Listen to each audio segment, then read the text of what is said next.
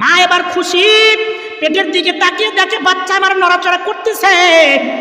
Ultrasound করে দেখা যায় পেটের ভিতরে বাচ্চা। আমি আল্লাহ পাক রব্বুল আলামিন 6 মাস 7 মাস অতিবাহিত হয়ে গেল। আমি আল্লাহ পাক রব্বুল আলামিন তোমাকে জীবন্ত অবস্থায় তোমার মার গর্ভের মধ্যে আমি আল্লাহ তাআলা লালন পালন করি।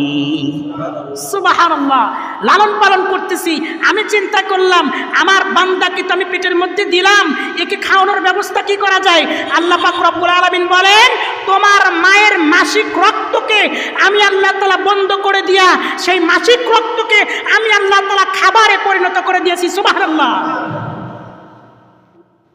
পৃথিবীর কোন মানুষ, কোন বিজ্ঞানী, কোন আপনার ছেলে যে আপনার বাবা, আপনি বাবা হন, আপনার ছেলের ওই সময়ের খাবারের ব্যবস্থা পৃথিবীর কোন মানুষ করতে পেরেছে কি? পারে নাই। কিন্তু আপনার রব ঠিকই করেছেন।